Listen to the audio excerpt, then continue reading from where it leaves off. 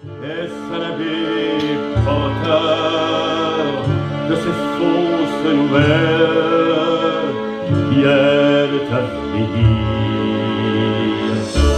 Est-ce mon frère qui vient me dire qu'il est temps d'un peu moins courir, ou laisse que le vent qui gonfle un peu le sable déforme des mirages pour nous passer le temps?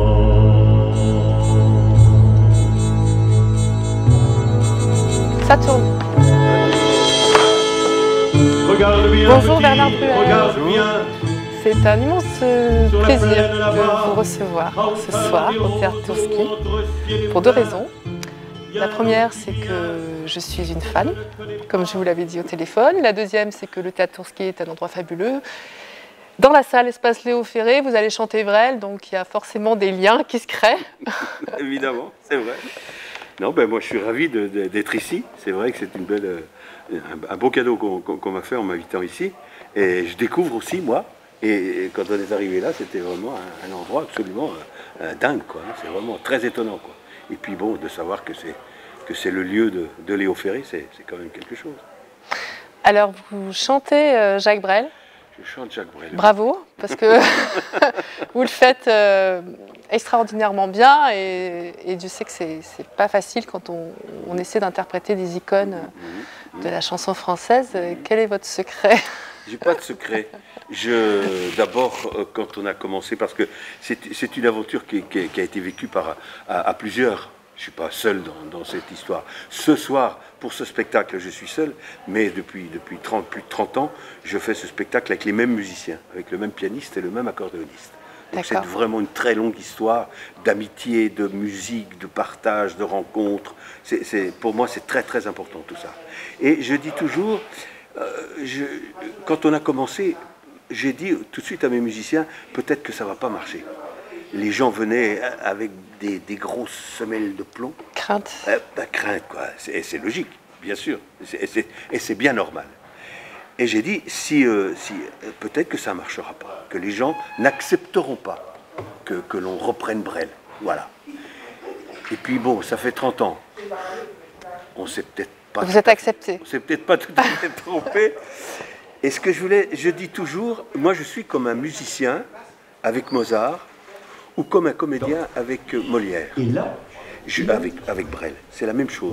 Pour moi, c'est la même démarche.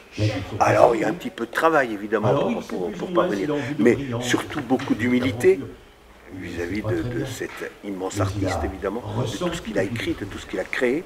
Et voilà, surtout, bien sûr, ne pas se prendre pour lui. Bien sûr que non, évidemment que non, ouais. Bien sûr. Essayez de faire en sorte que les gens retrouvent un peu de l'émotion qu'il y avait lorsque Brel donnait un concert. Et ça vous est arrivé comment, cette envie de le chanter? D'abord, j'ai toujours chanté. Et j'ai toujours chanté plein de gens différents. Quand j'avais 18 ans, je chantais à l'idée, comme je chante Brel maintenant. Mais pour moi, Brel, c'est le sommet de ce que l'on peut faire sur une scène lorsqu'on se dit interprète ou chanteur. Donc c'est quoi? C'est la prestance? C'est tout ce mélange. Voilà, c'est tout ce mélange chez Brel d'un chanteur incroyable qu'il était, mais aussi de quelqu'un qui disait, de quelqu'un qui parlait avec le corps d'une façon absolument incroyable. D'abord la preuve, lorsqu'il a arrêté de chanter, il a commencé de faire du cinéma et il a été immédiatement très bon, un grand acteur, parmi les grands acteurs, quoi. C'est incroyable, quoi. Il n'a pas suivi de cours de comédie, de rien du tout, quoi. C'est vraiment, un personnage. Alors c'est tout ça qui me plaît dans l'aventure Brel. C'est de raconter des histoires, de vous raconter une histoire et puis d'essayer que vous la... On se l'approprie. On se l'approprie, c'est ce qui, effectivement, quand on écoute Jacques Brel, c'est ce qui se ressent. Alors, c'est compliqué quand même, non, de faire ça, je crois. Je ne sais pas, pour moi, il n'y a rien de compliqué. Il y a un peu de travail derrière ce qu'on fait. Mais c'est pas ça le plus important. Je crois que le plus important, c'est d'être vrai, d'être vrai. quand vous êtes sur scène, enfin, au début, maintenant j'imagine qu'au bout de 30 ans, et encore, quoique, peut-être pas, il y a toujours peut-être ce doute aussi qui arrive. Mon Dieu, bien sûr. Et heureusement, sans doute. Ils sont faites à la fin. Alors bien ou moins bien, on ne sait pas. Vous l'avez regardé, vous avez regardé des vidéos. Brel, moi j'ai l'âge de l'avoir vu sur scène, je l'ai vu sur scène. Vous l'avez vu, donc encore mieux. Eh oui, bien sûr. Je l'ai vu et ça a été un choc absolument énorme. J'avais 18 ans, j'étais persuadé que j'étais le meilleur chanteur du monde, bien sûr, à 18 ans quand même. Et puis je vais le voir, et je le vois, il est à 5-6 mètres de moi. Et c'est un coup de massue absolument. Je suis lessivé. Quand le spectacle est fini, je me dis, je ne chanterai plus jamais de ma vie après ce que j'ai entendu ce soir-là. Bon, ça n'a pas duré longtemps. Et voilà, ça a été un choc. Très souvent, lorsque les gens parlent, les gens qui ont été voir Brel, ils disent j'y étais. Comme si ça avait été un moment absolu, quoi. Hein? Je pense qu'il n'y a pas beaucoup d'artistes comme ça. Il y a eu Piaf, Brel, Hallyday, parlait d'Hallyday. Ils ne sont pas si nombreux, ces gens qui ont quelque chose qui ne s'apprend pas, qui passe à travers tout. La preuve, puisqu'effectivement, Jacques Brel ou Willy Piaf et Johnny Hallyday, c'est un artiste, pour Johnny Hallyday peut-être un peu moins parce que c'est plus récent, mais c'est un artiste que même si des générations n'ont pas connu, ils adorent. Tout à fait. Et donc vous continuez justement cette transmission. Oui, alors c'est pas comment je vais dire. Jacques Brel, vous êtes le plus grand artiste de la chanson. C'est pas un besoin absolu. Donnez-nous votre définition de l'artiste. Ça passe d'abord par soi, de se faire plaisir, de partager. Par exemple, dans 1 mois et demi, je vais faire le concert Brel, là, le récital, avec mes 2 musiciens, piano-accordéon, et avec un orchestre symphonique de 50 musiciens. D'accord. Voilà. Alors ça, c'est des moments absolument magiques. Pour nous, d'abord, évidemment pour le public, s'il est là et s'il est venu, mais c'est des moments tout à fait incroyables, de partager. C'est vraiment ça, d'abord, on a appelé le spectacle Brel en partage. Parce que pour moi, c'est vraiment ça. Et ce soir, alors, il y a un certain décor assez intimiste, avec des fruits, de la bière. C'est un spectacle que j'ai conçu il y a des dizaines d'années. Et lorsque vous aviez non pas que j'avais envie d'être seul en scène, mais Brel a parlé beaucoup. Il a chanté, bien sûr, mais il a beaucoup parlé. Il a été interviewé par plein de gens, parce qu'on s'aperçoit très vite que la Chancel, Jacques Chancel, c'est célèbre, les émissions Radioscopie. Il y en aura un petit extrait ce soir. Et donc, moi, j'ai voulu le faire parler.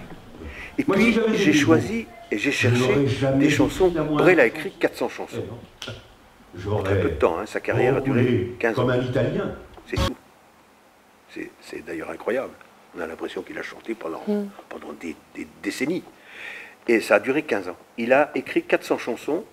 Sur les 400 chansons, allez, on va dire qu'il y en a largement la moitié qui sont toutes des succès incroyables. Mais il y en a quand même quelques-unes que les gens ont moins ou peu entendues. Et j'avais envie de faire découvrir quelques-unes de ces chansons. C'est-à-dire que lorsqu'à la fin du spectacle, les gens viennent me voir, me disent « Je croyais bien connaître Brel, et ben celle-là, je ne la connaissais pas. » C'est encore possible, ça? Oui, ça arrive tous les soirs, lorsque je fais ce spectacle-là. Oui, bien sûr, absolument. Parce que les gens ont écouté, sont allés voir Brel, ont écouté Brel longtemps. Et puis, il y a un moment où on écoute d'autres artistes, on a envie d'aller voir ailleurs un petit peu. Et aussi, très souvent, la réflexion des gens, eh ben, je ne l'écoutais plus, et là, ce soir, ça m'a donné envie de le réécouter. Alors, ce soir, c'est uniquement un récital, ou est-ce que vous mêlez un petit peu de mise en scène? Oui, il y a de la mise en scène, il y a des textes. Tout ce que je dis a été dit par Brel, sur les femmes, sur la mort, sur Dieu, sur la politique, sur... il y a même des histoires belges. Vous n'avez rien à voir avec la Belgique, vous n'avez aucune origine. Non, j'ai pas d'origine belge, mais bon, ça aurait pu se faire. Ça pourrait. Qu'est-ce que vous pensez justement quand quand des jeunes générations comme ça écoutent Jacques Brel, on a aussi ce jeune artiste talentueux, Stromae, qui ressemble aussi, où on ressent beaucoup de Jacques Brel. Qu'est-ce que vous pensez, vous, par rapport à cela? Moi, je crois qu'il pourrait y en avoir beaucoup plus, justement, de jeunes comme ça. Ça commence, il y a eu Stromae, qui a été le premier, j'allais dire, mais maintenant, il y en a d'autres, y compris en France. Le problème, c'est que le métier ne peut plus se faire comme il se faisait à l'époque de Brel. Brel faisait, il y a une année où il a fait 367 concerts dans l'année. D'accord? Maintenant, un artiste, je parle des gens qui passent à la télévision, qui sont des quelle énergie 367 concerts à l'année. Et les jeunes, maintenant, quand ils partent en tournée, et pour aller 60 ou 70 dates dans l'année, ils ont fait un truc incroyable. Je ne sais pas, en tournée, il y avait 70 dates. Après, là, on faisait 360 par an, quoi. Pendant 15 ans. Ça a duré 15 ans. Donc, le métier ne se fait plus du tout de la même façon maintenant. Mais je pense qu'il pourrait y en avoir beaucoup plus. Les jeunes ne viennent pas d'eux-mêmes au concert. On va voir ce soir, mais bon, c'est quand même la plupart des... Ceci dit, c'est très plat. Hein. C'est vrai, j'ai ouï dire ça. Les gens qui viennent sont des gens plutôt âgés quand même. Hein. Mais lorsque des jeunes assistent à un concert Brel, ils n'en sortent jamais en disant ils sont ça laisse pas indemne. Voilà, exactement. Ça ne les laisse pas indifférents, absolument pas. Pas du tout. Et vous, votre prestance aussi, vous essayez justement de ne pas rendre les gens indemnes justement de... Le spectacle, c'est quoi? C'est de donner... Parce qu'il y a Jacques Brel, bien évidemment, mais il y a aussi Bernard Bruel. Donc... J'espère bien. Oui, bien sûr. Oui. Qu'est-ce qu'on fait? On donne de... Est-ce que parfois est-ce que parfois les deux personnages se mêlent un peu? Non. Je ne crois pas, vraiment. C'est pas ce qu'on me dit non plus après, à la fin du spectacle. Vraiment pas, non. Puis pour moi, il n'y a vraiment pas aucune... ce problème ne se pose pas du tout, Non. Je suis bien Bernard Bruel, qui interprète, Brel, comme je vous disais, comme un pianiste va jouer Mozart, on va jouer Chopin, on va jouer Schubert. C'est la même chose. Vraiment, c'est la même chose.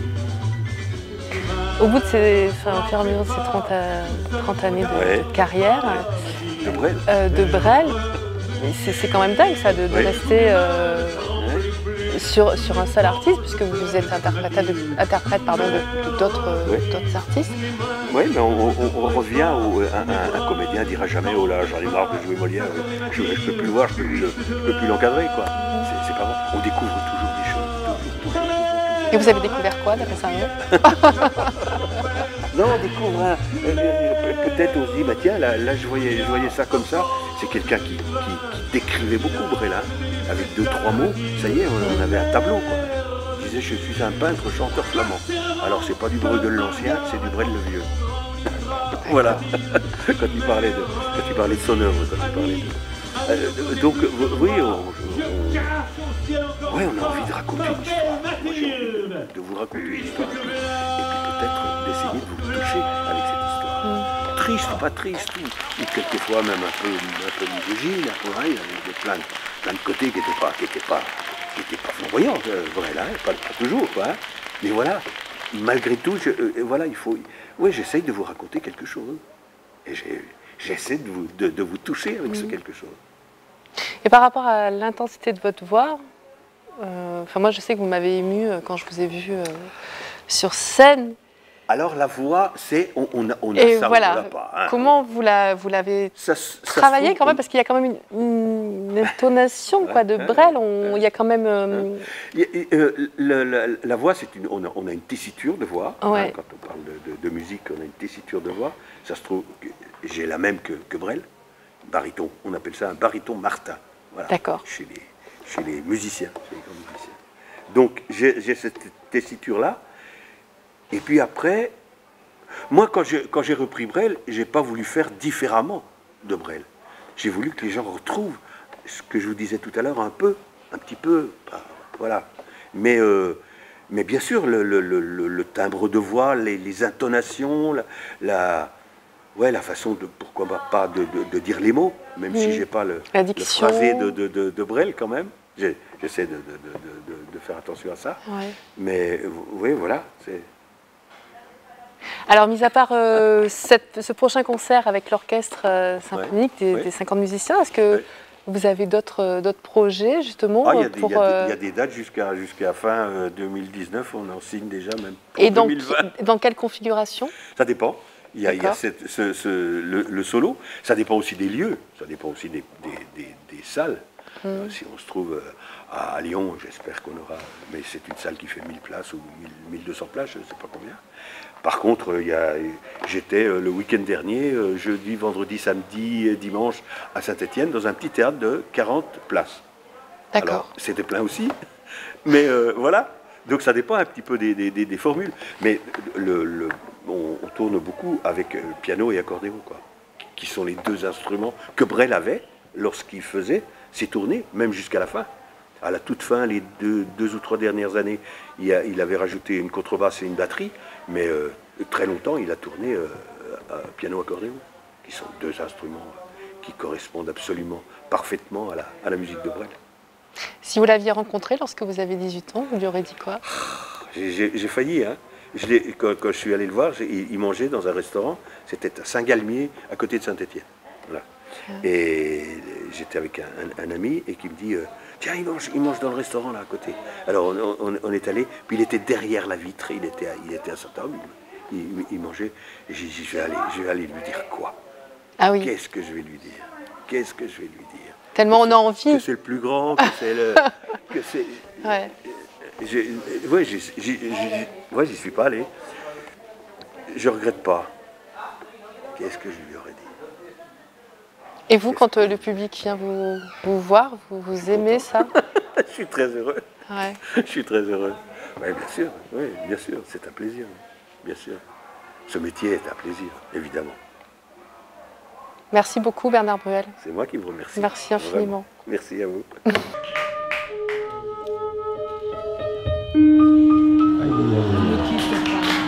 Ne me quitte pas, il faut oublier tout, tout peut s'oublier, qui s'enfuit déjà, oublier le temps, des malentendus et le temps perdu, à savoir comment oublier ces heures qui tuaient parfois à coup de pourquoi le cœur du bonheur, mais ne me quitte pas.